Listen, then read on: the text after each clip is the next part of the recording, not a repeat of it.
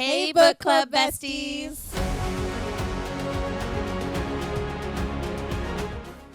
From Scrubs to book clubs are two burnt-out healthcare workers who love to yap about books. I'm Katie. I'm Star. Welcome to Aimless Attention. So today we're going to be talking about Quicksilver by Callie Hart. This is one of my favorite romanticises, I have to say. Like, out of the ones we've read. This is just great smut. It's not even like that much of the plot either. No, it's not. I was thinking about that when I was like heading this direction. I was like, it's not even that smutty, but everything in me was like, Kingfisher, anything you want. Just because Kingfisher does the smut so well. Okay, so this Quicksilver is book 1 of the Fae and Alchemy series by Callie Hart. I want it to be noted that I have a much better outline for this book than I have in the past. So hopefully we can actually remember these plot points a little bit better than we have in the past. So fun fact, Quicksilver was originally indie published by Callie Hart, and it blew up, and she thankfully has gotten her trad published deal, which is awesome. I love seeing her get her roses, I guess, with it. This is book 1 of the Fae and Alchemy series. So at the beginning of this book, we meet 24-year-old thief Sarah Fain in the unforgiving desert district of Zilvarin, as she steals a gold gauntlet from one of the queen's soldiers. No one knows that she also hides a secret. She has a strange connection to metals, and we first see that when she's on top of the wall and she can like sense the quartz there. It's like talking to her, right? Yeah. After she is arrested, there's a bunch of stuff that goes down, but she does get arrested, and part of it is definitely her brother's fault. I fucking hate her brother. Talking about her brother, I hate him. He could easily just be out of the story and I'd have been okay. All he does is cause problems. So many problems. So she gets arrested, and then she almost dies. Like, we're not very far into that book, and she's getting sliced open. She's getting gored. She's got a sword through her stomach that's getting twisted. Like, she is having a rough time at the beginning of this book. And she manages to get enough strength to get over to a sword that's stuck in the ground, and she lifts it, and it turns out it's a pool of Quicksilver. And that ends up summoning good old Kingfisher. Kingfisher. He is a large, strong Fae warrior with vibrant green eyes and dark black hair that comes out, and she's like, oh God, this is death. Death has come to find me. Like, right? But what do you think that if something just came to like, he doesn't he like come through like a portal or something? well, he comes through the Quicksilver. Yeah, okay. Which are portals. Right? But if you think about it though, like automatic. Grim Reaper. I'm dead. Grim Like, Reaper. The world is ending. I have a knife or a sword into my gut. Like, it's already over. I've bled out everything. My intestines have now gone into the rest of my body. Yeah, no, 100%. Everybody's thinking like you're dead. Yep. Grim Reaper. So we're going to hell. We're going to hell. Which I guess in some ways it does feel like that to Fair Saris when she first shows up. Right? Yeah. I have to say I love Saris. I think she's really strong-willed, and I love that about her. She's like, I also love, like, when we first jump into this book, it is going like right you're into like the right action. on it. Yeah. 100%. You're just like running before you even realize it, and you're just like, wow. Yeah. Yeah, and I really enjoyed Saris when we first met her, and I thought, okay, she's going to be really interesting. So she is actively dying on the ground. She has summoned this Fae warrior, and he slips a necklace around her neck, and then they go back through the Quicksilver, and she wakes up in the Fae world of Aurelia. This is when he meets her sister. Yeah, so she wakes up and Everlane's there, and she's just like, hi, I'm Everlane, and I'm really sweet. And that's like all Everlane is. Yes. Like, I honestly, it's been a little bit since I read the audio or did the audiobook on this, but I honestly can't tell you much more about Everlane other than she's sweet and she gets kidnapped. Yeah, I don't remember much about her either, except for the fact that I remember her being too sweet, and I was just like, I don't know. It was like a toothache. Like, you were just like, you felt like you were getting a cavity every time she talked. You were like, this woman is just too genuinely sweet. But here's the problem with sweet people. I don't know if it's just me, but I have decided that sweet people just irritate the shit out of me. Okay? I don't like sweet people. Don't be nice to me. It bothers my essence doesn't like it. It's like the evil in me is like, ah! Right? Like, so I don't know. Like, that's how I feel about her. Every time she talks, I'm like, I'm getting a cavity. Yeah. My tooth needs to be drilled. I need a root canal. Yeah, she's way too sweet. Yeah, so I'm hoping, like, going forward, she gets I hope there's rougher, more to her, like, right? Rougher. Like, she learns a little bit about herself. Yeah, because all we really and then she's Kingfisher's sister. That's all that we really know about her, and that she just it's like a sibling thing in this where they just cause problems for the main characters. Yeah, but aren't they not even fully related? I think they're half siblings, yeah, aren't they? What I was thinking. So Kingfisher, his father was the Lord of Kalish, right? And then his mom ended up having to go to Belicon. Yeah, so it's his mother's daughter, but not his father's daughter. I think that makes them only half siblings. Yeah. So I think that's I think so Belicon is the Fae ruler, and he's an absolute asshole. He could just, nobody gave a shit about him. He could die and nobody would even flinch. No. And Saris is noticing there's something weird about Kingfisher. Like, he is a very tortured little soul. Because he was a tortured little soul. Yeah. You can't come from that much trauma and not be a little and the damaged. Quicksilver is just driving him insane, right? He's passed through the Quicksilver. Could you imagine the damn thing talking to you? Anarath more. But in thousands of voices in your head at all times. You would think that schizophrenia would be bad. This would be 10 times worse. Yeah. Obviously don't have schizophrenia, so I'm speculating, but from what we've seen in healthcare, I can't even imagine. That would be, I don't know. Every time I read that part when it would everything in me was oh my God, if that happened to me all day long, I would be please just take me outside and put a bullet right there. Just be done with it. Because think about it. It was thousands of voices saying the same thing. Yeah. And it never went away. And it always wanted something. And this was the whole trickery of it too, right? It always wanted you to give in order to get, which would bother me, because if it was living in your body, what were you giving it? Yeah. A piece of you every day? Your brain was just degrading. It was just no more brain for me. Yeah. So I don't know. I just thought I forgot about that. I forgot about thousands little voices. Always. And just swirling in his eyeball. Oh my God. Yeah. Yeah. So Kingfisher had passed through the Quicksilver too many times without protection. And that's why he wears that relic, but the relic is wearing off. We find out it's starting to not work as well.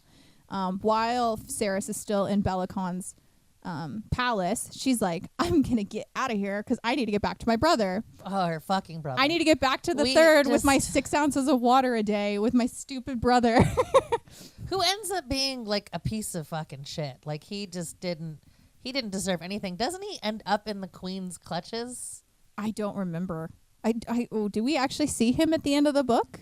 I don't remember. Because so she attempts to leave. She steals the relic from Kingfisher, right? So she was wearing it to heal, and he was getting driven insane the entire time he didn't have the relic on. So while she gets the relic off, because it was the only way to save her life, and then I think she steals it back or something, and then she goes down to the pool of Quicksilver in the bottom of the castle, and she's I'm gonna go back home. Yeah, and Kingfisher shows up and is you're a fucking idiot. You're not gonna make it through there. I mean, but it's hard though. When you love somebody in your family, it's easy to think you're being. But I would have gone after my sister too. Sometimes you can be a hindrance though. Obviously that's why he was a piece of shit, because she had been protecting him for so long. And wasn't he a gambler? Didn't he gamble away? He did gamble. Yeah, because he owed debts to Carrion, didn't he? Yes. He was just a piece of. And she's can you stop interacting with Carrion Swift? Which when we get to Carrion, I cannot wait to talk about him. I think he's my favorite character in this whole fucking book. Really? Yeah, he's just so funny. But okay, so she tries to escape. Kingfisher's that's a stupid idea. And then they end up he takes her to Kalish. They leave on horseback together. Oh, I forgot about that. And they go to Kalish, which is his family's home. But it's also borders where the Malcolm and the vampires have been trying to attack and take over. Okay. How's the Malcolm thing work? Because I thought about this before. Is he in any way related to them? I don't think so. I think Malcolm's just a big bad. So he's just part of the story because they have to for some reason I'm blanking. For some reason I thought Malcolm was related and he became a vampire. Wasn't he Fae that became a vampire? Oh, I think he is Fae that became a vampire, but I don't know that he's related. See, in my head, all Fae are related. Well, so I always do that. Well, in my the weird head. thing is I can't. So Queen Madra, who is the Zilvarin queen, she is in cahoots with Belicon and with Malcolm. We find out in the end. Yes. Okay, I remember. So that. I don't remember exactly. They're not all siblings, are they? No, but he knows them personally. Oh, no. Okay, yeah, it is. So Malcolm and Bellicon are her siblings. Yeah, that's like, why. They I was like, know your him family. personally, like in a weird, like a way that your family knows you. Like Yeah. even if it was a cousin, it just has that very personal touch. So while Bellicon is not Kingfisher's family, yes, technically that's his stepdad. Yes, and the rest of them, so Madra, Bellicon, and Malcolm are all related. But that's why Malcolm is so powerful, is because he is a Fae that turned vampire. Yes. Yeah. Which is creepy how that works, but I really enjoyed the story. Yeah. So I can't like kick her for that one. Well, the vampires came out of vampire nowhere thing. for me. I was not like when you read the back of what Quicksilver is about, like I was not expecting vampires to show up at all. No, but I'm enjoying the fact that we're not just doing Fae like in every story. Yeah. Because I feel like the last few that have come out was like everybody loves Fae.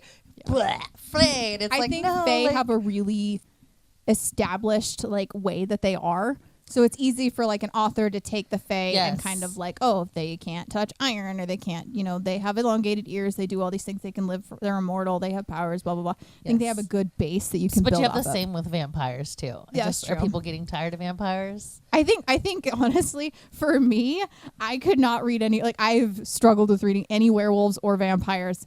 Since Twilight? I haven't read it yet, but that's what my brain goes to. I was obsessed with Twilight when I was younger. And I read a few, I read like Vampire Academy, and I read, oh my gosh, the Marked series and all that kind of stuff that were vampires. But I guess I just got tired of it. I was like, I don't want to read about vampires anymore. I do feel like vampires had its like 10-year span, but I feel like that's how Fae is right now. I feel like Fae is like really big. So what's coming next? Right, exactly. Like what's the next thing that's going to be? What's the next big thing that's coming? Yeah. Yeah, that's funny. Yeah, I'm enjoying the mix up. Fae's kind of getting like, okay, Fae, yay. But I feel like this world's so expansive too, because it's not just the Fae and the vampires. They also have like water sprites. Yes. They have the fire sprites. They have, I think they mentioned a minotaur at one point when they're the somewhere. Fire sprites are my favorite. I love the fire sprites. Like, so like it's 100%. I like how he's just like, can I go to the library and I promise I won't singe any of the books. Yeah. Like he's just so nervous all the time. Right. And he's because imagine like you just like anything you just gone, just like, no more. Like yeah. And that's funny. Doesn't he still call him Lord Collish or something like that? And he's like, please just call me Kingfisher, or just call me Fisher. Like, yes, I don't do this. So Sarah gets taken to Collish, and he's like, you're an alchemist. I need you to make relics for my army so that they can go through the portals of Quicksilver safely, and I will take you home after that. Doesn't she at that point like screw up somebody's sword and like the sword goes to somebody else? Yeah, so while they're at that's part of it. So when they're at the camp, it's Danya. Danya starts being an absolute bitch like Danya does. Yes. And then she's like attacking Saris. Like hate or love her though. Because you want her to be a strong-willed woman, but at the same time, you're like, you're such a bitch. Danya's but then, don't you feel that way about any female that's a little strong-willed? Like, not automatic necessarily. Women are kind of dicks about it. I want you to be a bitch, but if you're a bitch, then we're like. But I don't think so. But okay, but the question is, if a man was acting like that, we would be like, would they still be a bitch, or would they just be a strong-willed dude? We would be like, take me, daddy. Like that's the problem, right? We have like a weird. Women are kind of mean to other women. Like we're not genuinely 100%. Like she was not even trying to be that much of an a-hole. She was in war fighting and her sword just left her. Yeah, so the kind of backing up. So when Saris gets attacked first in Madra's palace by that guard, she's about to get killed and she warps the metal to go back into the guard. So that's the first time we see her doing that. So she kind of talks, she can hear the quartz talking on the top of the wall. Then we actually see her like in a reaction melt that metal and use it against him. And so when Danya comes at her while they're in there, because Danya just fucking hates her and is like, get this human out of here. Because she's human though. Like it makes sense that she would not like her. Yeah, and Kingfisher's just like, oh, whatever.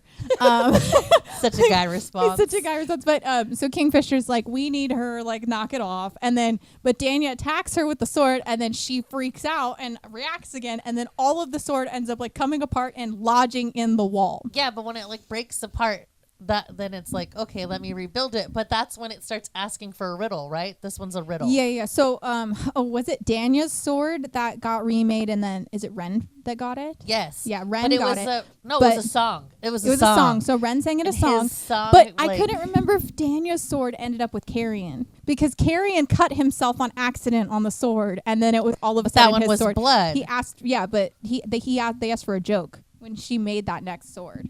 So It asked for a joke, but it took his blood. Why am I not no. remembering this right? No, so if the Quicksilver will attach onto whoever's it tastes their blood first. So what happened was Carrion was fucking around with the sword and got cut by it, so it tasted his blood. Okay, and then it's okay. like, we asked for a joke, and then Carrion told a fucking stupid joke because he's Carrion. Which was really stupid, but it was funny. Like, you laughed at the joke. I'm wondering if he got Danya's sword, because she made 2 swords, because Carrion ended up with a god sword. Yes, but I'm trying to remember. Like, I don't know why I'm blanking on how it. I'm obviously not the person. Okay, to no, be- so so you're right. When she redid Danya's sword, it ended up with Ren. because it asked for a song, and he Yeah. sang it a beautiful song. Like, even I remember being like, "Damn, Yeah. that's Oh no, it goes heart-touching." to Lorith, It not goes to not Lorith. Ren. Yeah, it goes to Okay. Lorith. She makes a new sword for Carrion to use in battle because I don't Thor. remember how she was making the swords. I just remember him asking her to like fix things. That's what she was in the workshop doing. Yeah. She was messing with the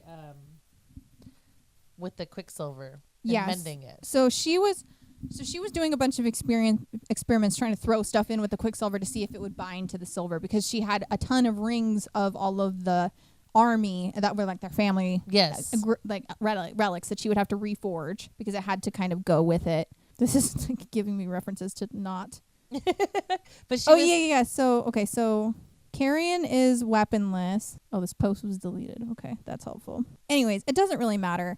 Carrion ends up with this sword.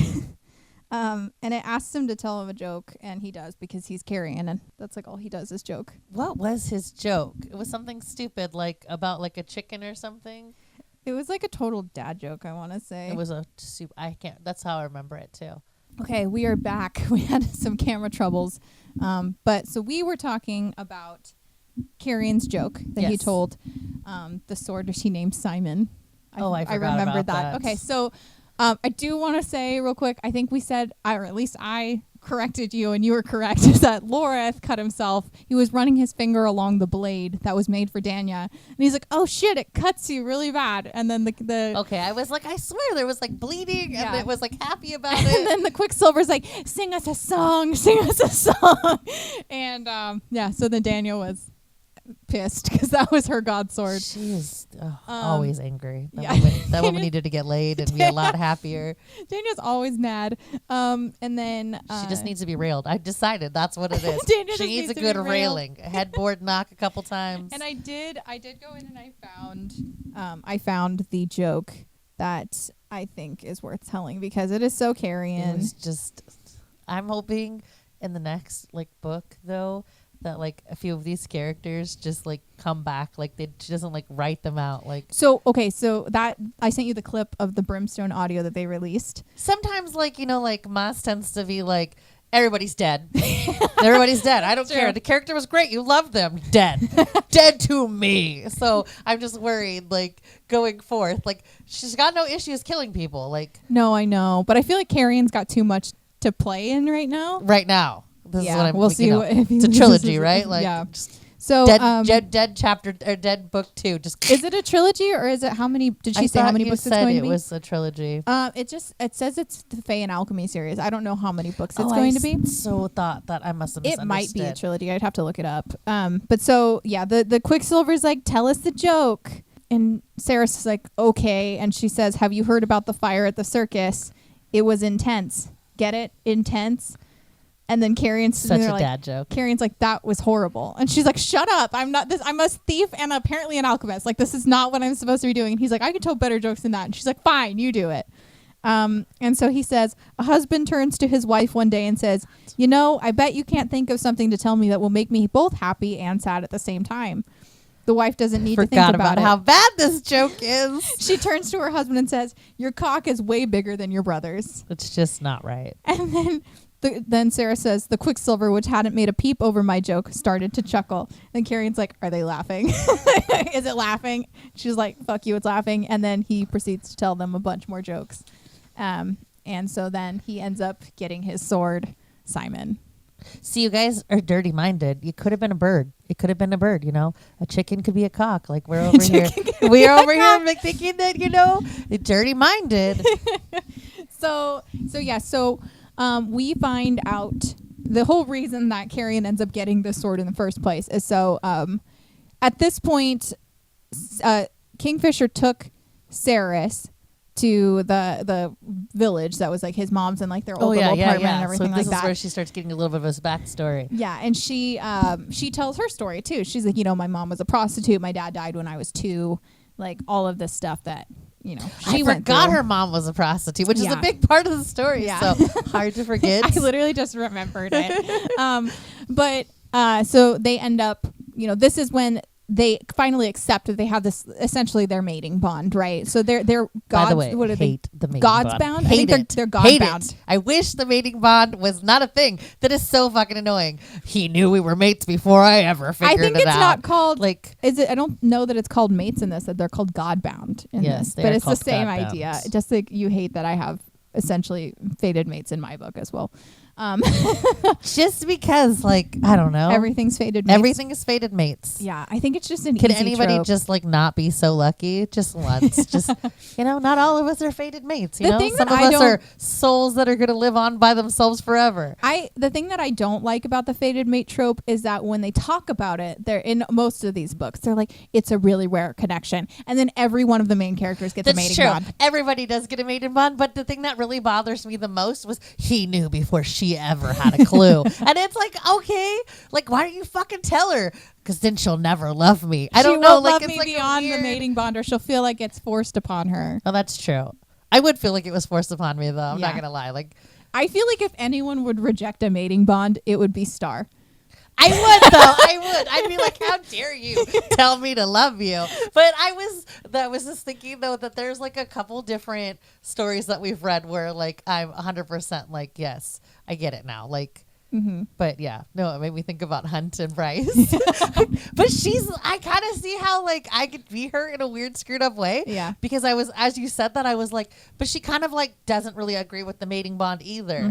But then she still fucking calls him his, I don't know. We're not going to get started. We'll get into Crescent City another time. We're doing our best because we spent 2 podcasts talking about other things and mainly talked about Crescent City. Which is why it's called aimless attention. Star's attention is aimless. But I don't want to just when we're focusing on another book, I don't want to completely spoil others. Granted, like, I think people can guess based off of like the back of the book of Crescent City, like who ends up with who in terms of the main characters. But like we will do a full Crescent City rant, and we will go on and on and on about that. But it'll always get brought up because that fucking book is annoying. It just I love Crescent City. The whole thing with the whole stuff. We'll get into Crescent City later. But in terms of Quicksilver, so we find out, so the first time that Ceres and Kingfisher are together, like officially fuck, she gets like these runes that go over her arms, right? And so she's like, what are these? And he's like, oh, they'll go away eventually. And he like covers them up for her because he's like not ready to tell her that they're mates, basically. And so again, we're now fast forwarding. They've been together. Now he's got like this really nice thing they're doing. They crawl up her though from him.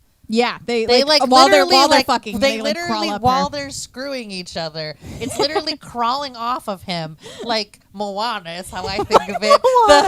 the little tattoos that like move around. Like Maui's tattoos. I pictured it. I pictured it like, you know how his tattoos move around? I pictured it like the tattoo like walking off of him and like onto her and just being like, we're gonna tattoo you. He's got like little kingfishers tattooed all over his body, and they walk off of him. I was like picturing that, and I was like, this is not the most appropriate thought. You got like this big Hawaiian that's like rah, rah, rah, rah, cartoon, and then I just picture his little tattoos. Like, I don't know, that's how I think it. Like, this is why books are weird, because like shit, the way it plays in your brain, oh yeah, isn't 100%. exactly, which is why I don't love watching movies and books. I think we discussed this in another podcast, where like the reason why I don't like watching the movie after I've read the book, I can watch the movie and then read the book totally different because my brain plays a whole different character. Oh yeah. And then when I see the movie, I'm like, how dare you? You're not even right. That doesn't even look like the character. You watch it and you're just like, I don't remember this being like this at all. Like my brain had a totally different. Yeah, like it did. Like it's like totally upset at the fact that like. Well, but that's how I pictured it. I pictured like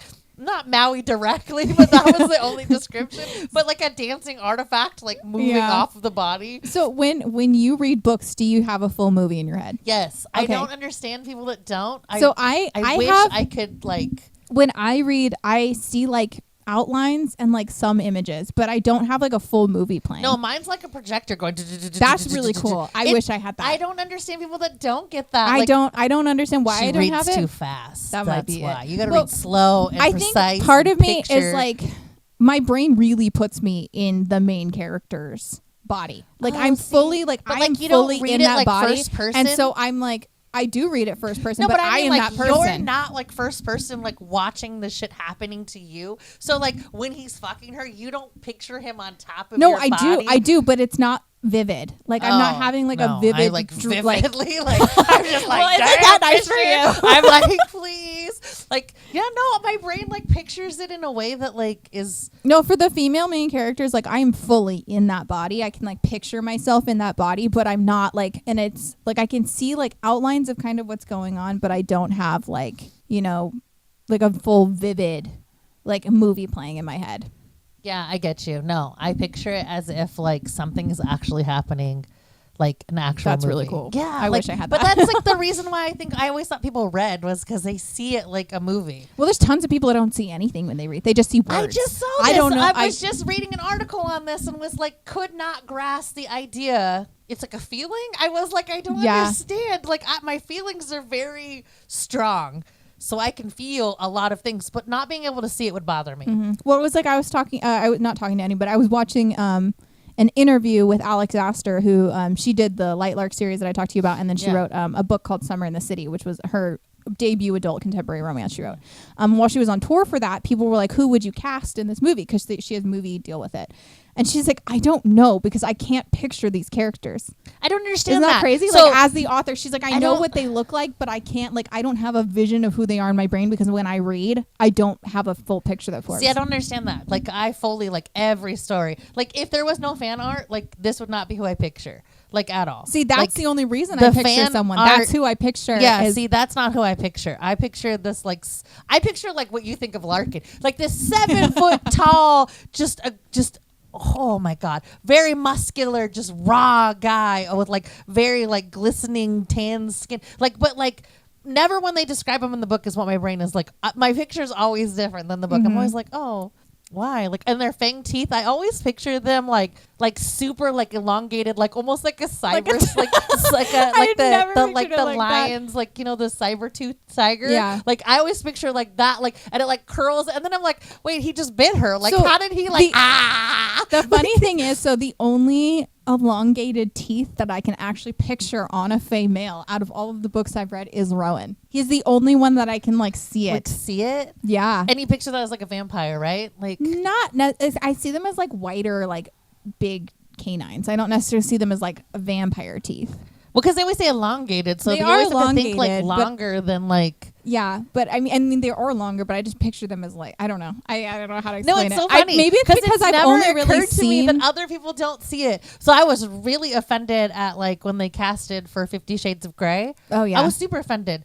I can have like 7 other people in my brain. I was like, you got to have like he's got to be a giant, and then he's got to have like a semi-red brown color hair. There was like so many men though that looked like that. Jamie Dornan was not your Christian guy, Grey. and I was like, I couldn't have been the only female that was like, I pictured him way different, but I never thought like people don't see it. I don't know. Yeah. So the only reason that I really had a picture of who Kingfisher was because of the original cover art. And I want to give a shout out to Callie Hart because she got, you can't see this if you're listening to us on Spotify or a different thing, but I have the original Kingfisher cover on display rather than I own the new copy of Quicksilver as well. But I think the new copy is kind of boring, and I loved the Kingfisher that was on this cover. Oh no, he looks thought good. He was but hot, you know my only problem? She said that she photoshopped this completely by herself at home. Like she made this out of a bunch of different images she layered together to make Kingfisher. You know who he reminds me of? As the guy from the young guy from, I think it's Twilight, the boy, the wolf one or whatever. He that's reminds who you of Jacob Black. Yeah, that's who he reminds me of. If you were Native American, I'm and he just has saying. like long hair and no, he does not. He does not look like Jacob Black to me. But not but the I tall love guy, this. the like shorter guy. Isn't he was Twilight he was in? I swear, the one that was like ripped. Taylor Lautner. Is it Taylor? He's Lautner? Native American. she's like he's brown. What is wrong with you? He's not even the right color, Star. You're not even in the right realm. I've never seen his hair like that either. Okay, then I think we're thinking of the wrong person. Just so you guys know I'm Googling this. Because I swear she has the wrong person in her head. Honestly, like for most people, and this isn't going to mean anything to you because you haven't read the Powerless trilogy, but there's an AI image of Kai Azar, and whenever there's like a tall, dark, and handsome man, that's who I picture, is that AI image of Kai Azar. But that's kind of like who I picture for Bastion in my book, just because I can't picture anything else because I don't have like a fully formed image in my head. I have like Pinterest that's 100% who I was thinking of. I do not see that at all. I do not picture him as Taylor Lautner. I must just be old. Taylor Lautner is shorter like too. The fact that I'm old. I'm telling you, that was who I thought of when I saw this. I was like, did she take his picture and like add something else to it? You know. I do not see. I do not see Taylor Lautner. If she ever watches this, I want to know how you came up with this picture. Yeah. Because now my brain is like. Because I saw in an interview, because people were like, "Oh, it's AI generated." She's like, "No, I spent hours with Photoshop images trying to make this work." And I love it. Even with the little butterflies, I love this Kingfisher cover. And I'm so sad that Callie Hart got so bullied that she ended up with the other covers, because I feel like I really like this cover. I haven't seen the other one, but even when you like put it up onto like Audible or Google, this is the one that came up. So I didn't know she changed it. Yeah, she has. I think you can. It's probably on the bottom there. But I sent you a picture of it. But it's very plain. All it says, it's black, and it just says Quicksilver in like silver writing. Oh, here it is. Okay, yeah, and the silver foil. For those that can see it. Yeah. So this is the new one, and you can't really see it on camera, but it's got it's got silver sprayed edges, and it does have art in the front. So it's got Ceres. No. And then in the back, it's got Kingfisher. No, I don't like that at all. I like it for the art. I do remember you showing me this because I remember being upset. Okay, so back to the whole I think of her as blonde. Really? You think Ceres is blonde? I do think she's blonde, and I don't know if it's because she's in the desert that my brain's like, she has to be blonde. She's in the sunlight. Isn't Danya blonde? You can't be dark-haired in the... I feel like Danya's blonde. I'm just saying, like, my brain is like... I could be wrong. But my brain is like, you're from the desert. You must have blonde hair. The sun has ruined it. Like, nobody that's... Like, even Hawaiians, in the dark... Like, their dark hair will bleach out blonde if they're in the sun all the time. So my brain is like, she's in the desert. Yeah. It's like dying of heat exhaustion. Yeah, Daniel's got, like, blonde hair. They got to stop with the silver hair. Girls don't look good with that. Stop dyeing your hair silver. It doesn't look good on you. It just ages you. You look cute on some you people. look like you're 90. I don't know. I'm struggling with this because it's like the Fae art is always so pretty. You're always like, oh, how she looks so good. No, it doesn't work. It really bothers me. Yeah. I don't like. This is why when you show me fan art, I'm always really butthurt about it. I'm always like, that's not what I pictured. But that's I guess it's because I can't picture it. I'm like, oh, you made it for me. Great. That's why, I want to buy for my book. I want to buy character art so I can actually see my characters for the first time. Like I have their descriptions, but I can't tell you what they look like. Yeah, throw out to like other indie authors. I totally understand. I have a friend that's could not even describe her own characters in her book on what they look like. Yeah, I can tell you what color their hair is. I can tell you what their eyes are. But see, I picture your guys's your person in your book as like the picture of her. Like maybe not directly. That's actually pretty fair for Sarah's to kind of look like Elodie. But not directly like her, but like the same kind of like. But see, here's the thing that's probably going to piss her off right now is that I picture her with short hair only because I kind of have that like tomboy feel about her. Like that where she's still super fucking gorgeous. But you know how some women wear their hair short and they just look great? That's how I picture her. Elodie's like a very like tomboyish, like obviously it'll grow out like as the story progresses. But in the beginning when you first meet her, my thought was total tomboy. Yeah. This is a total segue too. For people who are just joining us for this podcast and haven't listened to the first one, I am working on my first romantasy novel, and it is titled An Unwoven Light. One day we're going to actually get fan art up here of it. So it'll be cool. I will be able to share some stuff about it. Display. But Elodie is my main character. in it, and she has long black hair in it. I don't know why, but I picture her with like short, like she has her hair always up, and you'll hear you know, why. that like very much like star look over here. You know what it is? I picture her as me, and I would totally wear my hair short, especially with the way that some of the stuff, I've only a few chapters in, so I can't but with some of the stuff that she's already done, I'm totally like, just, I don't know. She's got that like, you'll kind of see Elodie's hair is cute body with like that, like, you know, but she's got the, yeah, Elodie's hair is kind of, it's an interesting subject for her, and you'll realize it as you go on. well, Yeah. hair can be varied, like, you know. Hair is a big part of Elodie's identity. So, But like women in general, hair is a big part. oh, 100%. Like women, when they go through like mental, like they chop it off, they Uh-huh. grow it and out, then they you're chop sad, it off. and then you're sad for however long it takes to grow it out again. Like I'm hitting the point with my hair where I'm like, oh, I should cut it again. And I'm like, no, it takes so long to get this length, especially after having a baby. It's like I lost all my hair. Grows so fast. My hairstylist is always like, Oh, didn't you that's just nice. shave it? And I'm just like, yeah, that was like a year ago. And she's like, no, you don't understand. Like, that's already really long for a year ago. Oh, wow. Like, Between postpartum hair loss and my daughter ripping my hair out of my head, I'm keeping my length as kids much just as I have can. no concept. No, they don't. Back to Quicksilver. Okay. So we talked about so it's the mating bond, the god bound that they have, and so he takes her, and they have like a nice like couple days at his mom's like old townhouse type thing, and then she wakes up. The things are still there. She's accepted that she's god bound to him, and she wakes up to a note that's like, "Oh, take the gate back to college. I'll see you there." And she shows up, and they find out that Everlane was kidnapped. So they already knew that, Okay, right? yes. So Everlane was kidnapped by Yes. Malcolm. And this was his farewell to her because Kingfisher went to, what's the name of the, shoot, I had it. What's the name of the vampire kingdom?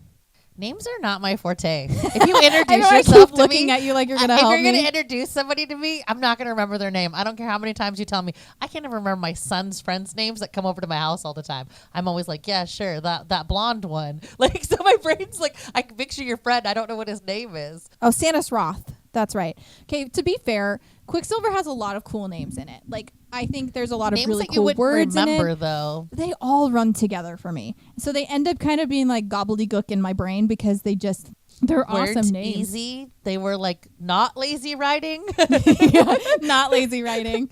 Yeah, so I don't know. They were hard though to remember. They weren't like, I remember I can remember the people's names for the most part, but when it came to I was re-listening to it as an audiobook and they started talking and I was like, what the fuck is this the thing they're best talking part about? though in the audiobook is that they give you how to say the names. Yeah, Because that's I true. was like, what is their name and how would you say that? Like some of the Yeah. spelling, I was like, are you kidding me? Yeah. No, so he's the king of the vampires in Sanus Roth, and what we they end up taking. There's a gate that Kingfisher opens to get Everlane back out, and he opens it in the ceiling so that he can drop Everlane, and they can't get through. So the gates open, Yeah. and they all climb in to go save Kingfisher, and they show up, and there's basically this gigantic arena filled with vampires, and he's down at the bottom with Malcolm leering over him because he's been doing what he's been for 100 years. He had been gone because he'd been trying to break this. He made a deal with not Bellicon but Malcolm to basically stop whatever's going on. And Malcolm has isn't it like a silver ring that he says oh, if you can catch this before it hits, or if you can make it hit the ground or whatever. I just remember the maze. Katie and I have It's a totally crazy different, maze. Katie and I have totally different memories of the story. Well, but he I'm has like, to the get through maze the is all I maze. remember. He has to get through the maze to find the Quicksilver relic, But it's in a mass of other silver. But he remembers it because he had been there for 100 years. Yeah, he or was gone something. for 100 years, and he came back. The first time they'd seen Kingfisher in 100 years was with Saris. Yeah, after he that's saved what's her. weird about this. The things you remember, I'm like, oh yeah, I remember that. What I remember is the maze, and he's like, turn left, turn right. Yeah, so Don't but I go this remember it. way. I remember it because Saris is sitting on the ground sneering at Malcolm and drops the ring. Gotcha. Yeah, that's why I remember I think it's a ring. It's some sort of Quicksilver relic. Yes. That they have to get, or is it a coin? It might be a coin. It's a coin. It's a coin. It's a Yeah. coin. Because then they go off on the thing, and he's like, tell me where it's at or something, and then that's how they're Yeah. But he's like, don't go that way. There's a spider or something. Yeah, there's that freaky spider The spider. that can detect their movement or whatever. Yeah. So they have to get through the spider. There's like the walls shift and stuff, and the only way he's made it through the maze, but it's really hard. And it's only because he spent 100 years practicing, basically. Yeah. But he can't ever find the Quicksilver coin because there's so much silver, and he runs out of time every time. And so Ceres can hear the Quicksilver, though. So she guides them through the maze to find the Quicksilver, and ends up killing Malcolm in the end. That I remember. She ends up killing Malcolm, and then Malcolm's like number 2 in command. I can't remember his name either. This is so bad. But he ends up turning Ceres. And because Kingfisher's like, I'll bind part of my soul to her again, because he did that for one of his Lupoprolia people. He gave him part of his soul so that they're like tied together or whatever. So he like offers it to Ceres, and they're like, you're not going to survive if you do that again. Yeah, that's why I'm like, I'm not blanking that one. The only option really is to turn Ceres vampire. For some reason, I was thinking she became Fae, though. She did. Okay. So she's half Fae, half vampire is like, now. Okay. And because she killed Malcolm, now she's the king of the vampires. She wakes up in Sanus Ra. Okay, I remember it now. Because I was like, I remember her turning Fae. I don't remember. But now I remember because she like slept for a long time and they didn't know what she was going to turn into. Yeah, so she wakes up and she's half Fae, half vampire. And she's now the queen of the vampires in Sanus Ra. And not only that, it means that Kingfisher's mom was like an oracle, right? So she could like see the future, and she had like a whole book of like predictions that she had for the future. And then she had a prediction of what she was going to look like, and she was like, "That's not me. Your mom was wrong," because she had pointed ears like the Fae. Yes. And so he's like, "Well, she could be partly wrong sometimes, like she couldn't be 100%." She was never wrong. She was not wrong because she's Moms going are to never be Fae. wrong. They're always right. Remember that when your mother tells you something. Also, I just want to say spoiler warning for Throne of Glass, because I just want to say this one time. I noticed, I think in every SJM thing, the deal, or most of these Fae things, is to deal with the fact that they've got a Fae and a human together, is she somehow turns into Fae. Or somehow becomes immortal. That's really, like how they deal with the fact that they're not going to be together. Except for the only time that doesn't happen, and again, spoiler alert for Throne of Glass, is Lorcan ties his life to a lead, because a lead doesn't gain immortality. He just decides he'll die with her. Which I honestly, I'm totally down. See, Star is not going to be alone forever because her mate is Lorcan, and she just needs to find the one that's willing to die with her. I don't know. It's just, I don't know. But yeah, so it's just wrong. The whole churning them just makes me crazy. Yeah. I'm sorry, like, these damn women are all like, oh, my fated male is Fae, so I'm going to be Fae now and live forever. I think do you want to live forever? Like, does that bother you? Like, the whole churning from a human and having the mentality that you're forever going to be a human, your lifespan's maybe 100 years, if you're lucky, a little more. And then all of a sudden you have eternity in front of you. God. Like, right? Like, every time I read that, like, especially as like first person, it bothers me. I don't want to live forever. Like, that's a long fucking time. That is a long time. I also feel like when they're like, I'm 500 years old and I'm barely even like 10. Like, yeah. I think that part of it would be nice because you do get to have your family with you the whole time, or like your fated mate, like you get to have that eternity with them. Yeah. But then you have to keep doing all this shit for so long. And oh God, like, could you imagine? I hope you could get enough riches fairly quickly. Yeah. But like, could you imagine how long you'd have to work to be able to maintain your lifestyle? Okay, so my other thought is I wouldn't mind if I lived for a long time, but I wouldn't want to live for eternity. Yeah, well, okay, the Fae, I think they're technically immortal, but they don't live forever. I think which they is do die. weird. So how does that make you immortal? I don't know. There's because a story we read that I was like, that doesn't make sense. I don't remember which story it was we were reading, but it didn't make sense to me. How you could like live forever but die, but also be murdered and die. Like, so it's like, okay, like, I feel like you're putting way too much human on something that's not meant to be human. That's true. Like, it's a weird. But side note, what did you think about that Carrion reveal at the end? Do you remember what the Carrion reveal is? No. I'm over here like, I remember nothing. Carrion, it turns out, is actually the heir to the Avelian Fae throne. He escaped into Zilvarin with his grandma to protect himself. That's right, because he's the one that actually like remembered all of the stories his grandmother told him. Yeah. He was the one. Oh, I forgot about him. For Yeah. some reason, my brain had forgotten what he was a weird fucking guy. Yeah. He was weird because like when you're sitting there thinking about like the way he's the guy that comes up to you in the bar that you're like, ugh, please get away from me. But then you end up liking him in the long run. Uh-huh. But the whole time when he first meets you, you're like, ew. Yeah, he's just kind of a gross dude. He's that guy that has the fucking balls to walk up to you and ask if you want a drink at the bar. But he's not the guy that you want to take home. He's got a lot of confidence. Yeah, like, but too much confidence. Like, he's the guy, like I'm telling you, he's the guy that walks up to you at the bar, but Fisher's the one that you really want the whole time. So it's like, Fisher's what the brooding shit? in Like, the corner, like, don't come talk to me. yeah, but it's like, what the shit? Like, why are you talking to me? But he ends up being a really But he's a great redhead. guy. I know. Oh, I know. Is this a redhead Star doesn't like? No, Star ends up liking him. But, you know, every once in a while, a redhead walks up to me and I'm just like, ugh. Like, don't talk to me. Carrion's that redhead for you. No, he's fine. He ends up being fine. I don't like his like personality. Like when he first meets her, he's like, "We're gonna do that again." Oh yeah, we're gonna Like, fuck again. Like I yeah. got you in my bed already. I conquered you. Okay, but like, Yeah. I don't want to be fucking conquered. Like, No. I think that was the problem. Like and then doesn't he fuck like a spray? Yeah. I forgot about the spray. But he fucks everything. He That's does the other fuck problem. He will fuck anything that walks. he also was like coming That doesn't to make you feel good as a female. You want to be like, I don't know. I don't want a fucking maiden soul, but I want to be fucked by somebody that wants to fuck me and not just fuck me to conquer me. Because he doesn't he say that? Like, he doesn't even want to do like the water spray? No. He did want to. He said he wants to fuck everything. Yeah, He's like, but that's he was what like, I'm I want saying, the like- experience. So that whole situation happened because Kingfisher goes to go get Saris's brother because she's like, just go get my fucking brother out of Zavarin, okay? And he's like, forgot fine, about I that. fucking hate you, whatever. I So he forgot goes about back and he's like, he's like, I don't know what your brother looks like. And she's like, how you know which one you're gonna get? And he's like, he'll smell like you, it's fine. So he shows up and he grabs Carrion because Carrion He smelled like her because they did the deed.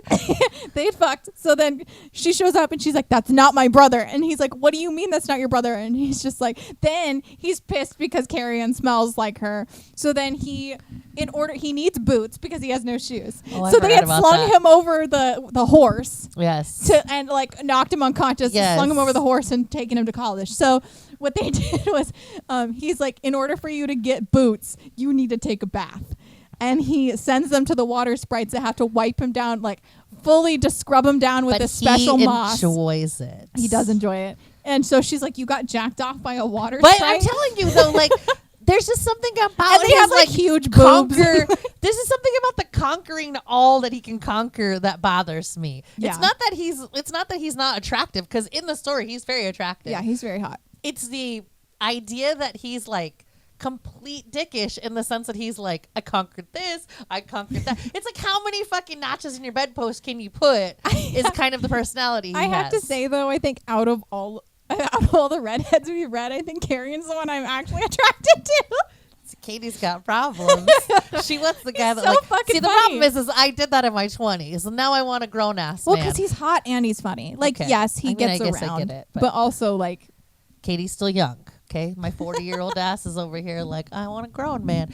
In my 20s, I would have totally fucked him, and I would have conquered him myself. I'd have been like, I conquered Mount blah blah blah. But I don't know. Like, now that I'm older, I'm like, eh. But yeah, no. I mean, I 100%. also would not be like going out to conquer Carrion, but I do think he's hot. Oh, but And see, I think the reason why I don't like Carrion is because we're the same fucking person. Oh. I would have been the girl that would have been like, I'm going to put you in my bedpost, you in my bedpost. You You're, like, look down. fucking fun. I like totally like, I mean, I bet Carrion would be fun. he seems like he'd be super fun. Yeah. But in that weird, like, not fated mates fun. Like, Yeah. But so he does it with the water sprite. Then he's coming on to Danya and Sarah's just like, please tell me you're not trying to have sex with Danya. She's fucking awful. But and she's he's like, cute he's too, like, though. I don't know. He said something like, I don't know. I kind of like a girl who's a bitch. It kind of makes my dick hard or something Right, like that. though? Like- And, like, I absolutely loved Carrion saying that. Like, it was just so funny. I forgot that he says that. I didn't hate that part. I think that was one of those moments where I'm driving in my car and I'm like, yes, yes, yes. You know, like that weird, Yeah. like your body is like, but at the same time, the fact that he wants to conquer everything bothers me. Yeah. Like, I mean, it's definitely not his best but character I guess trait. like here's the thing though. Do you want a man that wants to conquer world? Do you want a man that wants to conquer you? I mean, that's up to you, right? I'd rather like, have a man who's going to burn the world down for me. I want a man that's going to conquer worlds. See the difference here? I mean, but I also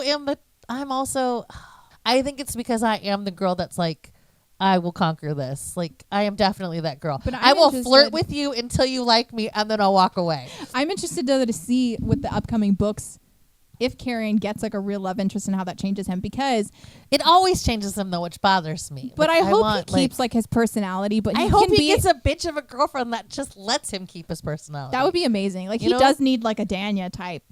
I hope it's not her though. No, I don't want I it to be don't like Danya. her, and I really wanted to like her. No, like, because I was like, she's got a strong personality. We need strong queens in the world. She just bothers me. Yeah, she just bothers me. It's like she's just mad at everyone to be mad. Like, I think I'm hoping for a backstory that tells us why she's mad. Yeah, I like do a too. good backstory that's like, you know, her mother was raped and murdered and her father watched. Like, I'm hoping like something She's like got that, some which I know traumatic is past. sick, but like, those are the kinds of things that get me going. I'm like, oh my shit, like, I'd be fucked up too, because I want to like enjoy being the character and like having, I don't know. I guess I'm we're able to relate like, to her more, because you're just like, why are you pissed off all the time? Yeah. Like, I get that. And the funny thing is that like I am excited to see how Carrion evolves, because other than the fact that he's like obviously the heir to this throne, like he is a very important character. But I like that 90% of his role in this book is just to be annoying to Saris. And Saris just walks around just like, oh it's my like God, it's brotherly Carrion love, Swift. though. Like, you know what I mean? What Other did than he the do fact with that that they fucking slept. potted plant that he had? That he just decided he needed that potted plant? That he like took to the forge or whatever because there wasn't enough plants or something? I don't remember. He also like, she's like doing all this work and sweating, and he's like asleep in the corner on the floor. I forgot about that. Like, everything he does is so funny, and I can't wait, because there was, like I said, there was that Brimstone snippet that they released for the audiobook, and it was just Carrion and Kingfisher having to interact with each other, and it sounds like from kind of the teaser is that there's going to be quite a bit of them having to just spend time together, and I'm so down. Do you think he's gonna end up with Kingfisher's sister just to fucking with make Everlane? to make the story like that much better? I could see her ending up with. Okay, so here's the thing. Because she's Sometimes just sweet when enough you get the for really the two sweet of them. ones, Like, well, sometimes you get the really sweet characters or like the really quiet characters, and they're total freaks. Like, yeah, 100%. Like, that's what I can see. That's what's great about it, is that like I can see that for Azrael from Akatar. Like, I think SJM said Azrael's a freak. And so whenever we get his book, I'm kind of excited to see what Azrael is going to be like. Azrael. Like, we're not on the same page. I'm not a huge fan of Azrael, because I'm a Cassian girly, but I feel like Azrael's got. I think Azrael's got potential to surprise us. Is my point. Yes, but I do think she could be a freak. There's something about quiet girls that are just like, I don't know, man. Everlane, I think when they present so sweetly, there's something else to Everlane. I think there has to be, because all she does, dick, so there's no way she's not a fucking, something's gotta be off with her. Her rocker's gonna be broken. We just haven't seen it yet. Mm-hmm. And maybe the sweetness is like a fake fucking thing, and like we just don't know it is. Yeah, there's like deep inside her brain she's broke, but she's like, hi, how are you? Mm-hmm. And maybe Carrion brings that out of her. That would be fun. What would be funny though is seeing Carrion going after Kingfisher's sister, and Kingfisher being like, "Get the fuck away from my sister." That's what I want to see, though. That's why I was like, I wonder if there's like a twist to the story that's gonna like totally screw up everything. Like, we're gonna be like, "What the fuck?" Because like, you know, she has to write in more characters, obviously, but it'll be interesting. And then, you know, it'll be really interesting. I'm hoping it's a trilogy now that I'm assuming it's like, because like I'm like, they gotta have kids. They have to have kids. Yeah, I'm wondering how many see like little children running around. I'm gonna look up how many books are going to be in the Fae and Alchemy series, because even if she did 5, I wouldn't be disappointed. I actually really enjoyed hers.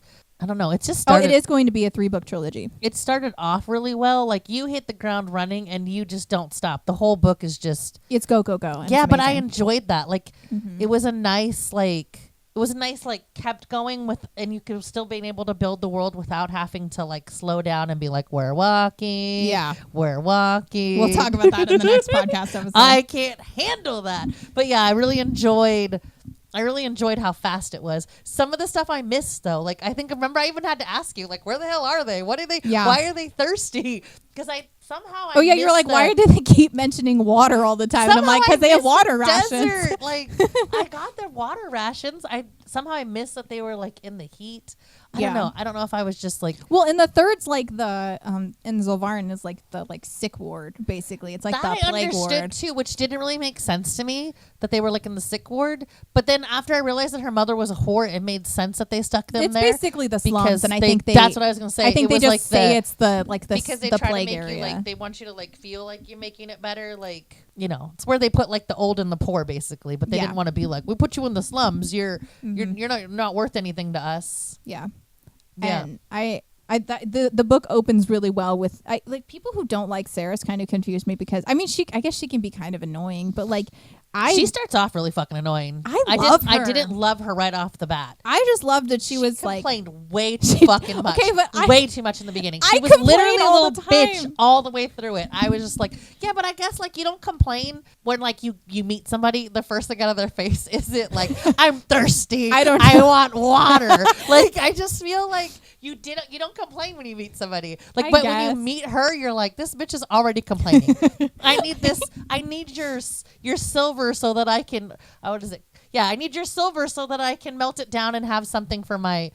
To save my family. Yeah, so she gets the gold gauntlet and she goes back to the blacksmith. She's like, hey, I need you to melt this down. And he's like, fuck you. No, I'm not doing that. He's like, I've done enough for you. This is not happening. You're going to get me in so much trouble for this. Yeah, but she starts off already like whiny. Like you don't like when you meet somebody that's not like, okay, once you've passed like a certain amount of time with somebody, sure, whiny as fuck. Who cares? Yeah. Because then at that point you've already invested like, I love you. But, like, dude, but my husband's been with me for 5 years and he will not stop telling me that I complain too much.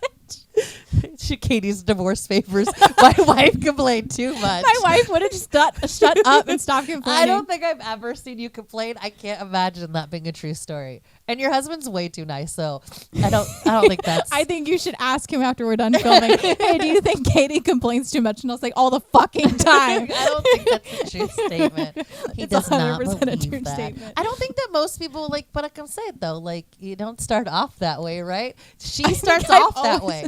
She starts off that way. She starts bitching about her brother like. Third chapter, she's like, that's true. Fucking brother and la la la, and we're living above a loft because this is the best, and we have to be quiet as mice. Like she just starts off in a very like. But miserable. I think that's why I like Saris is because she's like me. She's a venter. She doesn't want solutions to the problem. Like if someone shows up and is like solutions to the problem, though. Any man listening. We don't want it. We just want to fucking complain about it. This is why women get along so well. Yeah. Let me complain about it. I don't care. I will ask you, what do you want to do about this or something if I want a solution. Right. But if I'm complaining, most of it is just to release the like pressure in my head. And then after that, I'm fine. Right. We work with mostly women, so it's pretty nice. But every once in a while, I have to turn and look at my coworker and be like, I don't want to hear it. I just want to fucking complain about it. I literally just wanted to stomp my feet like a little bitch and walk away. I didn't need you to tell me that I was wrong. Or to fix it. Like, I'm done. This is fixing it enough for me. I just need to release the valve and it's fine. I feel like if Saris had any comforts in her life, she would have just taken a pillow and screamed into it multiple times. Like that's how but she doesn't. She lives in this attic and she's like constantly just trying to get water so they don't die or trying to like steal something so they don't die. Like that's the kind of her life is making sure that basically her life is making sure she survives, but also that her brother who's really dumb and makes stupid decisions all the time also doesn't die. That's because he like was too young to see her mother die because she saw her mother die in front of her eyes. That's right. Yeah. And he was like too young to like, and then so he doesn't, I don't know. Do you just think that like the difference between actually having hardship and like having your sister like shield you from hardship is the problem? Oh, 100%. Yeah. So he's kind we of a can't dick, blame like, him all for all of it. Like he's still pretty young. I mean, Saris is only 24 when we meet her. So he's still pretty young. I don't remember his exact age, but he's got to be like 19 or 20 probably. Yeah, and there's just something about like being dumb that just like makes you, I don't know. Here's my other thing though, is that like the not knowing how long the queen had like lived forever and like not knowing like that one I kept guessing. I had like so many fucking guesses for why she was so old but still so young. I was like, this bitch. Well, then we find out she's Fae. Yeah. Like, so, like, But I was but 100% nobody sure she was questioned a vampire. I was 100% like, this broad is a vampire, and everybody just needs to be like, she's sucking the blood out of you. Yeah. Like, she doesn't want you alive so she can take your blood. That was where my thought was. I 100% was like, she's not Fae. But nobody did question that. Nobody thought it was weird that she lived forever. She was the same person. Well, they kind of did. They're like, oh, she lives forever. I don't know why. But then there's like no other... Like, they don't proceed forward after that thought. It's like, maybe that's because they're so starving and thirsty that they can't think of, like, anything else. But, like, they're just genuinely like, she's horrible. I can't live with this 6 ounces of water a day thing. And they're like, we know she has enough storage in her castle and everything for everybody else. So, like, I don't know. Maybe they were just too torn up about the fact that she's like insane. But what about her guards? Like, they just totally went with it. Yeah, they were like whatever, we get water. Like, well, that's why like being a vampire would have kind of made sense if she had like a thrall, that they were keeping them in. And she was keeping them in. Yeah, that's why I thought like the whole time I was reading the book, I was like, vampire. She's a vampire. Just tell me, Katie, she's a vampire. But out of the siblings, only Malcolm was a vampire, and he was like a especially strong vampire. But didn't he turn? Didn't they like did turn him or something? Well, so okay, no, the backstory of it is that all of the Fae were vampires. That's right. Okay. And so he kept his like vampirism. Yeah. Afterwards. Okay. I remember now. And then like the other Fae kind of like grew out of it. Yeah. See, the Fae thing. It's just everybody's Fae is so different. Yeah, but I mean, it explains like it was like a curse on them or something, wasn't it? I don't remember. But I don't remember. But everybody's Fae is so different. Yeah. Like I remember even talking to your mom about that, like in the middle of the night one night, like was like everybody's Fae is so different. And she's like, well, they still kind of look Fae, and they still. But I was like, it's just such a weird like. But they all bleed together. Vampires are vampires. You got elongated teeth. You suck blood. You're a vampire. Like, I need to rant about something. Okay. This is a spoiler alert for a book called A Tempest of Tea. It is a YA vampire book. It took me an entire month to read this book, and it's not very long. Basically, we found out at the end that coconut water could stave off the hunger of a vampire. And I almost threw the book. I had such a hard time getting through this fucking book. It was so frustrating. None of it made sense. I didn't care about the main characters. It was boring. But coconut water, I thought it was like pig's blood or cow's blood. Well, at least it's blood. Yeah, but like didn't it like even some of the like kids movies like that, like they it would go suck the they're cow vegetarians, or right? Because so like in Twilight, they're vegetarians. So they only drink off of animals. Is that what it is? Yeah. I just know that like the Cullens only drink off of animals. I thought it was just to keep like humans like from becoming vampires. No. I always remembered it. So for the most part, like vampires, the way that in most stories that they like convert someone is they like inject them with their venom. Oh, okay. It's not like drinking their blood, and then sometimes they have to also until they turn dead, and then and then also a lot of the time. So like in Twilight, they inject them with their venom when they bite, and if they don't kill them, then they end up becoming a vampire. You suck their blood until they're like half dead, and then they become a vampire, or you suck their blood until they're completely dead. See, vampires were always like the same way all of the time. So in Twilight, they bite them, and then they inject their venom, and then that like can bring them back from the brink of death. Is how Carlisle Cullen ends up bringing them back. And these aren't really spoilers. Also, this series has been out for forever, 20 years. I'm not putting spoiler alerts for Twilight. It will be a series because I will read it. We'll talk about it. But I mean, they're not really spoilers. It's just like how they turn people. No, but in other stories, you have to drink the blood of a vampire, and so that was how it was in A Tempest of Tea. Was that they had to drink I remember the drinking the blood. There's a few of those. And there's still some of them are like that, but I hate that book. I'm not reading the second book, and that has nothing to do with Quicksilver, but I just really coconut water. She also had that was the one where she pulled Caliber from the stone, which was a pistol. She pulled from the stone, and it shapeshifts. I remember you talking about this. Okay. So we're not reading this series. We're not going to read A Tempest of Tea. Nor are we going to talk about it, because if I'm not reading it, there's no reason to talk about it. I just had to rant about that for a second while we're on the subject of vampires. I hated A Tempest of Tea. Anyways. And it was like a YA pick. Like, I know people liked this book. It's the best-selling. It just was not for me. So if it's for you, great. I'm glad you enjoyed that book. When I read the coconut water thing, I was like, I'm going to lose my shit. The coconut waters when the book came flying across the room. It was like, duck, watch out. I was waiting for the reveal that the main character was a vampire, because it was obvious for most of the book, and I think it was like 60% of the way in, and then she finally being like, I have a hunger, and you're like, you're a vampire. I have a hunger for your blood. And I was like, it actually kind of started getting interesting about 50% of the way through. I was like, oh, this is kind of good, but I only like the side characters. That sucks. So I was like, I'm not reading this again. Anyways, back to Quicksilver. So so we get to the end. She's turned into a vampire. The other thing I loved about Quicksilver was Onyx, her little fox that she ended up finding. I forgot about the fox that he was like, just kill it. She's like, he's like, kill it. I don't want it in my house. Nobody wants a fox in their house. And he's like, there's a scene, and there's an animator I follow on Instagram that animated it for Callie Hart. But he's like, get away from it. It's going to bite you. I'm the worst about, I don't know why, but I'm the worst about how I picture things. And I know I keep referencing Disney, but it's because I watched mostly Disney cartoons when I was a kid. But the Fox and the Hound, I always picture the fox. Fox and the Hound. I always picture the fox from the Fox and the Hound when he's like, he like nips her. Because the fox loved the little old lady. So he's genuinely Onyx actually clamps down on her arm. And he's like, get it. She's like, help me get it off, Fisher. And he's like, no, this is like you learning the consequences of your actions. Oh my God. He called it like her new furry bracelet or something like that. That's what makes you love him though. It's just the right amount of dickish that you just don't know how to react to it. Kingfisher had to grow on me. And I mentioned this in a previous podcast, but the audiobook convinced me to like Kingfisher a lot more. And that shout out to Anthony Palmini for doing that for me. But one of these days somebody's gonna be like, this girl is in love with you. I love Anthony Palmini's voice. It's fantastic. She's gonna divorce her husband for you, buddy. I know. I'm not doing that, but I will thank my husband for letting me continue to listen to your voice. Or not letting me. He doesn't let me do anything. He's very No, I wasn't thinking about it I would say he supports me in my pursuit of reading a ton of books and also listening to audiobooks, and he doesn't complain when I'm listening to smut really loud while I'm in the shower. He's like peeking in like, what is this? And I'm like, oh, this is Quicksilver. He's like, okay, and he just walks off. It wasn't that smutty. It wasn't that smutty. No, there's a few contemporary romances that like that's the point of the book, and that's great. Yeah.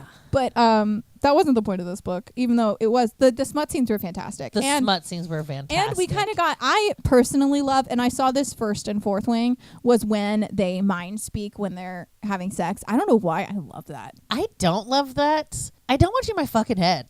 Okay, here's the thing. I'm focusing on something, and you talking to me is bothering me because the focus has left the body. I'm like, talk me through it. Now at that point, I'm like, shit. Fuck, you screwed me up. We gotta start over. Like, I need you to. I think I told you that reading all these books made me. I already knew I was a words of affirmation girly, but I didn't realize how much of a words of affirmation girly I was. I'm an action girl. I need your action. Just put your action. You're like, shut up and just do it. I'm like, talk me through it. This is amazing. Keep telling me I'm pretty. Tell me I'm a good girl. Tell me I'm a good 100% girl. Play into my praise kink. I'm 100% to show me with your body what you need, okay? Talking to me is not working. Yeah, I've lost focus. I literally will lose focus. I think that's why. I think as soon as you start talking, I'm like, oh, are we talking now? Let's have a conversation. Oh, you weren't talking. You were not trying to do something else. I got you. Hold on. Earplugs in for Star, obviously. You're like, okay, I'm just gonna pretend you're not here. 100%. Like, I can't focus. I would literally be like squirrel, especially if we started talking. I would be like, oh, what are we talking about? I have another one too that's a real big. You know how some people are like, they like do other things like watch TV or something while like, or there's noise going on. I can't even have music playing. Oh, really? No. Star is super like, a song will start playing and I'll be like, oh, I really love this You're song. Like, let me and then it just like da da da da da. And then I will forget that while we're doing. We'll be in the middle of sex and I'll be like, oh, that's right. You were on top of me. Like, hold on. I have to be in silence so I can just dissociate into this moment. You have to be in a complete dark room with maybe a little bit of ambiance, no music. Otherwise, I'm like, squirrel. Hey, did you know that Taylor Swift? This is why we named Aimless Attention, because Star cannot pay attention.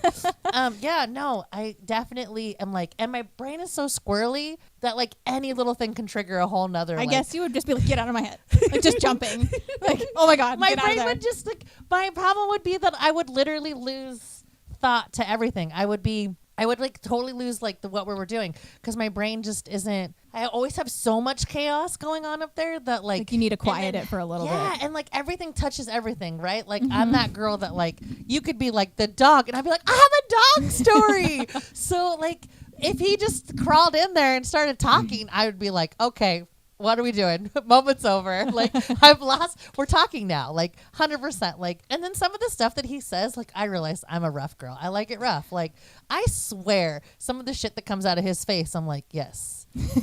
I think this was another situation where, like, I read it, and a few of them were just like, that is not interesting to me. She's at all. over here. I was like, don't yes, talk pull to me my like hair that. and tell But, me I'm okay, dirty. No, but I'm good with that too. Like, believe me, like, you haven't read the Chestnut Spring series yet No, not by yet. Elsie Silver, but Cade Eaton, oh my God, I love Cade Eaton. And he is very like, he's like, if you keep talking to me like that, I'll give you another way to use your mouth. You know, like, that is 100% Cade Eaton. I do have to say something, speaking of that. My ex-husband used to always say, keep giving me lip and I'll unzip. Oh my God. And I have to be That's honest awful. with you. See, to you, that's awful. To me, I was like but like 100%, again, like, did not have a problem with it. Like, Slurping it but up. see, like, that's the difference. Like, I like a man that's like rough about it. I think like, part of me is that I like it in books, but I don't necessarily like it he in real never life. meant it like in like a, you know, like it wasn't like in an argument. Like it wasn't like, he was more like a joking, like, you're gonna be lippy. Well, if that's like your thing, then that's fine. I mean, it was you know? 100% It's like, my if it thing, works for but you, then it's good. but like that was probably one of the reasons why I married him, because the first time he ever said that, I was like, marry me, daddy. Like, No, get on your knees and tell me. I have to say though, there are a few, and again, it's like that audiobook, like really, really drove it home for me. But when we've talked about this, and it's the internet, one of the internet's favorite lines too, is like, I'm going to introduce you to all 7 gods, and when you meet them, tell them I'm the one you worship on your knees. Yeah, no. Like that one, fantastic. Love that. Thank you, I Kingfisher. was 100%. I would get on my knees for that. Like, Anthony Palmini saying that in a Kingfisher voice. Thank oh you. my God. Okay. I don't agree with her on him, but holy shit, in that moment, I was like on my knees talking about, like, I will pray to whatever God. I will pray. Show me that. Yeah, no, that was like the best. That was She did probably a the best great- line. And that's the one that like everybody like puts on TikTok as like I the- know. I wish, but I swear, I can't find the freaking line, but I swear he said something like, you'll know when I fuck you. And I don't know. See, that would have been my marrying Maybe point. it That was would have like been in like, the one of the that first interaction they have where she's like trying to steal from him, right? Because I feel like it was a very first interaction where they're because like making she, out like, and she grinds on him and all that kind of stuff. yeah, I want to say like around there. He says like, but I couldn't find it for the life of me. But I swear, because I remember like thinking like, holy shit, I'm already in love. Like I'm already all in for this guy. And all he said was, you'll know when I fuck you. I don't remember that, but there is one of the first interactions they have where she's getting a bit turned on, and he's like, "I can smell you, little Osha," and I'm just like, eh. And then the little part used to bother me in the beginning when he would call her little. It would bother me because yeah, there's like, I'm some a grown ass woman. Like some of the names, it's just like in these books. I actually don't mind Osha. I think Osha I thought was ended up cute. being good.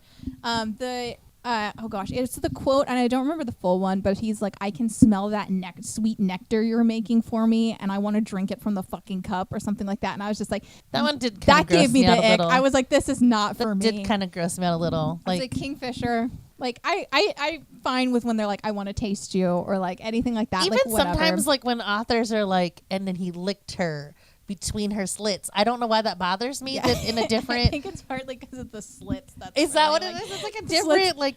I Or don't when know. they're like, "He parted my folds and licked from my center," and I'm just like, "Pardon your folds." Ugh. Yeah. Like There I are some, like- understand the anatomy, There but are I some, don't like- want to read about it. Yeah.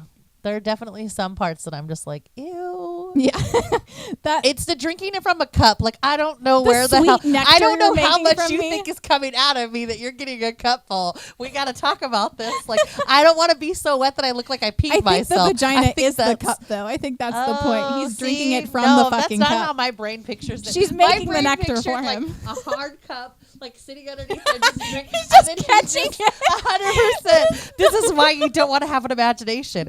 I think that's why I can picture a movie, but that's how I picture it. I picture like, this is the problem with my brain. I picture like a just, like, cup open underneath wide, her, and then like her shit's just drizzling out, and he's just go. That is But so this- much worse. That's why I didn't like it. That's why I was like, ugh. And then Katie keeps repeating it, and my brain's like, stop drinking the fucking You're cup, like, would you okay? like to Just, ugh.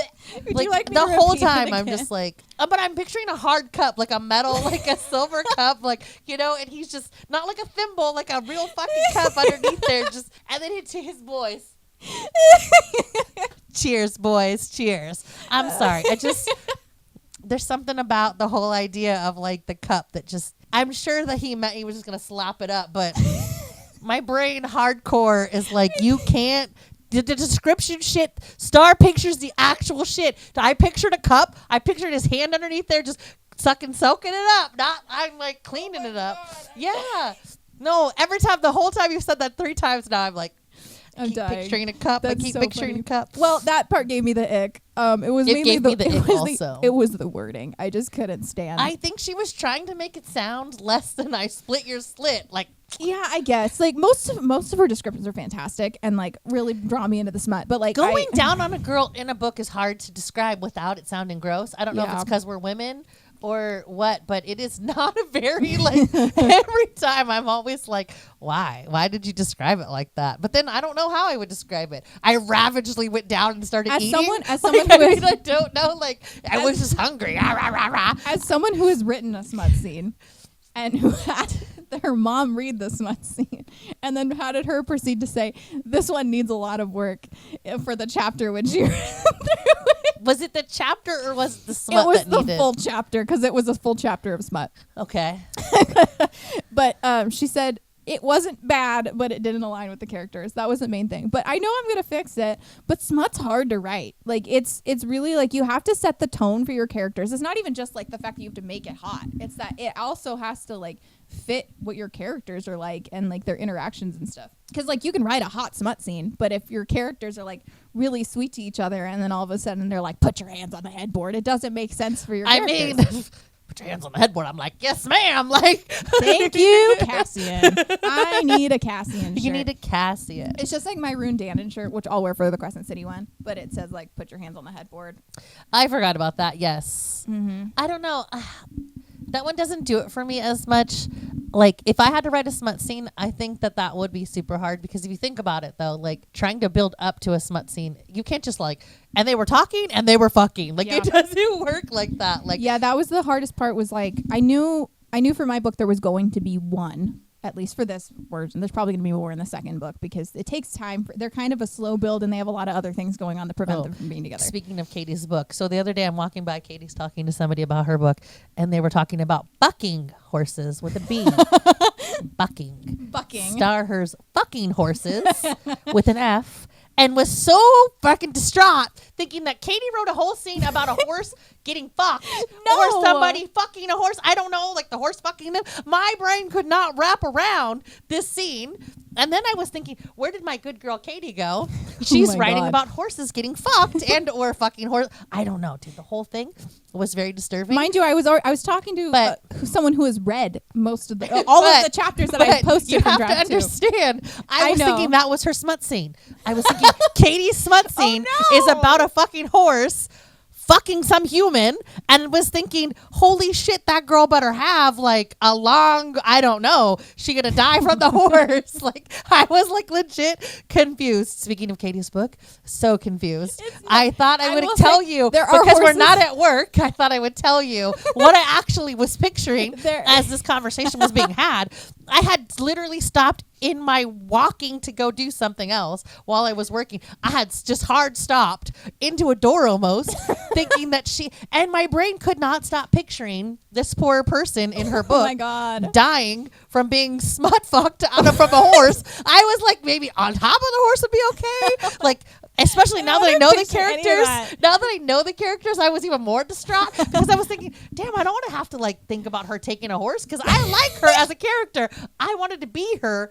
And now I'm distraught thinking, like, I'm taking a horse tonight. I want to... like, fucking a horse was not the same thing as fucking a horse. But, hey, I was very concerned. I want to be very clear. There is no bestiality in my book. There are no horse shifters or what anything. I heard Katie say to somebody else at work and died. I figured you needed to understand why I hard stopped because everything in me was like, I have to tell Katie this. Would be great for our podcast. What the fuck was happening the night that I heard fucking and was like, Katie, No, there's no horse. Bestiality is not No the horse thing to- fucking. I in my was book. so confused. I just have to tell you, I thought fair. it'd be great for the podcast to explain what was going through my mind as I almost hit the door walking out to go actually do my job. Yes, boss, I do my God. job. If you watch this, I work all the time. I can talk and move. I can talk and move at the same time. Oh my And God. also think about horse fucking. Oh my God. You just don't understand. I had to explain to you where my brain, I totally was confused. And then all I kept thinking was,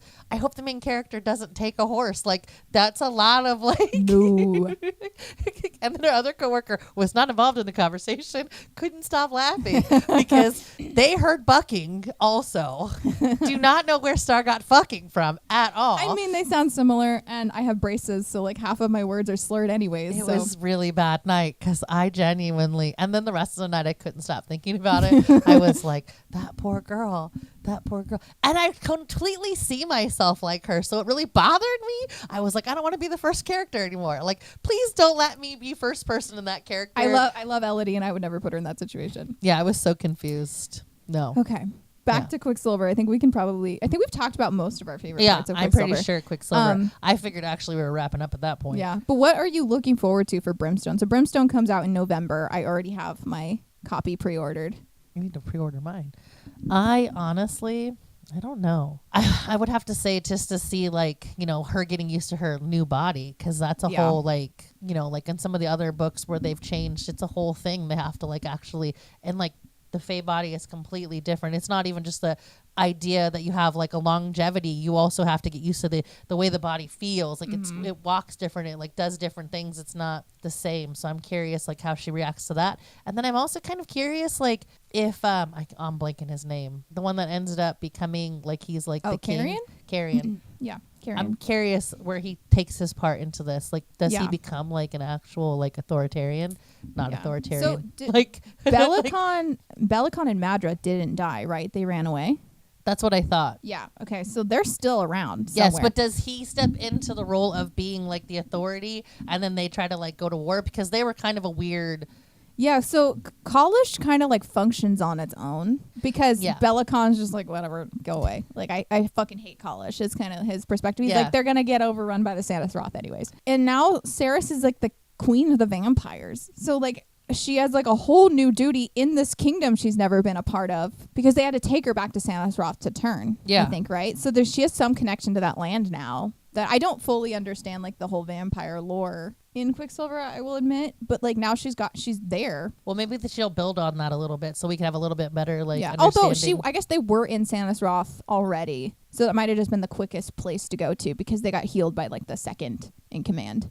Yeah. So that might be why they're just still there. But I was just thinking, like, if there's like a tie she has to have to this place now that, because not only is she their queen, but now she's a vampire, half Fae, and how that's going to affect like her and Fisher's relationship. I also, like I said, from the Brimstone excerpt we got for the audiobook, I just can't wait to see Kingfisher have to deal with Carrion all the time. It's going to be great. I also, they talked about, I don't remember if this was in the Kingfisher bonus chapters or in Quicksilver proper, but they talked about how his mom told him like never to reveal his real name. So Kingfisher's not his real name. And I knew that, but I've never heard that. But I only knew that it wasn't his real name because of Google and you. Yeah. Are you talking about the Kingfisher point of view?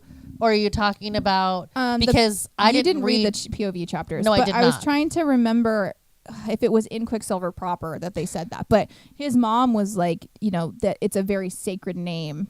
Yeah. Also, a side note, but the little Osha being like most sacred was really sweet. And then one thing I will say is that when Carrion was like calling her Sunshine or whatever, and he's like, don't call her Sunshine, call her Moonlight or call her whatever. She's the moon and blah, blah, blah, and the stars and all this. I was just like looking at it like, what the fuck, Kingfisher? Where did that come from? I'm sure that's going to get revealed, though. Like, I felt like when I read it, I felt like there was a reveal to it. Because everything he says has a meaning. Well, the reveal to it was like that, this was before that they had, like, solidified their relationship and stuff. So that was just him. She is Moonlight. She is, like, whatever. I was just like, it came out of nowhere for me in terms of their character development. Like, I know Fisher had an instinctual drive that like knew she was his mate, and also had seen the pictures of her. So I don't he knew. remember that part of him revealing it though.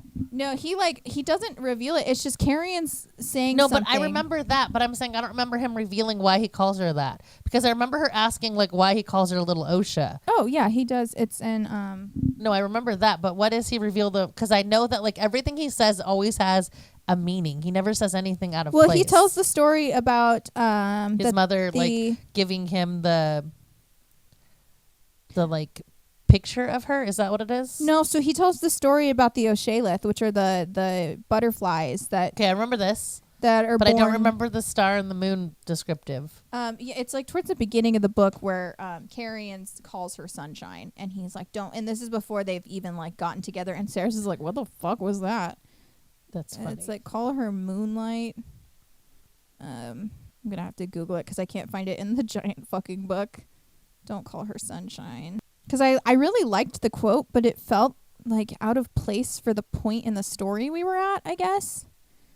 He says, "Don't call her Sunshine because she is moonlight, the mist that shrouds the mountains, the bite of electricity in the air before a storm, the smoke that rolls across a battlefield before the killing starts. You have no idea what she is, what she could be. You should call her Majesty." Yeah, I genuinely don't remember this. The thing is, though, is everything he says has a meaning, though. Like, even if we didn't understand what it was, it does come clear. Because she does become, like... Because to him, she's his queen already.